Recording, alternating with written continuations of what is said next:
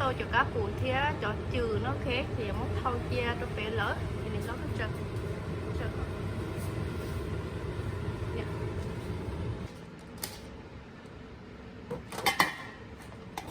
trừ thế cá bún tí xì lo cơ lý thì cho nó cho bé cho treo ổn non xua cho cá bún cái cho trừ nó khé cho nó cho cô không muốn một tiền lỡ bên ban nó sẽ là về đi nó kép thì trâu liếm mình chỉ lên nó xíu có hay đi liếm vậy thôi bây giờ không muốn tiền nó kép không muốn là tiền bây giờ rau lên nó xíu cho họ tiền chỉ mua một tiền tao ta là chỉ mua chỉ tiền vô lên nó xíu cho nó quất gió cho nó ít tí xe nhiều kho cá đi cháo đâu mấy món nó trong cuộc gì hết của niệm cơ thì linh nó sức tía rồi linh nó tay nhân đâu cơ thế nơi cho nó này thì nó gây nhung cho nó có khóc bún nhỏ không có khóc bún chỉ muốn bò tự lò thì nó sức tía rồi xía tôi chỉ hướng cho nó xuống từ nó thế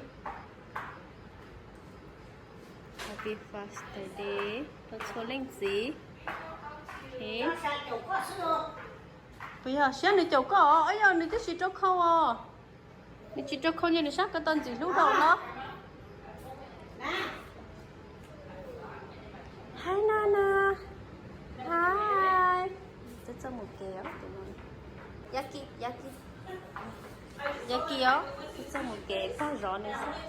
Tôi cũng có rõ nữa xin đó cho nó là rong xếp tôi sẽ làm gì nó nói như vậy nó bây giờ phở cho chị không nói kế chị nó mềm mềm đi nó sử dụng chế khó là tôi cũng có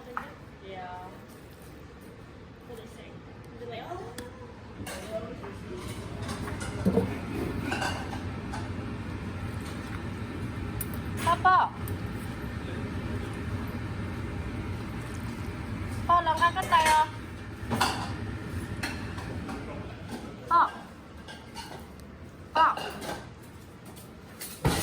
Cắt tay à? Đâu luôn. Đó, đâu rõ đó. Tay nó của tay nó ok. Tay nó của tay ở nó không.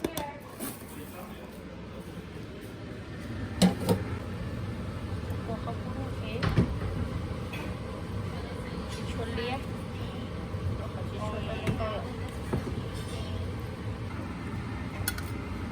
tôi mua à?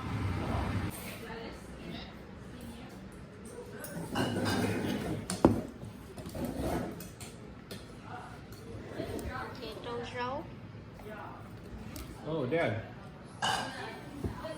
Mua phải quan là mua nó để mình store cái từ đi kìa. Đây chỉ cho các bạn nó mở ốc xay. Có mê nó phò phá từ đây có gì? Đó.เอาไปโกนเราเสร็จแล้ว nó cái kia nóตัวนี้เลย Gì? Các bạn mở nó phò phá từ đây nó ok.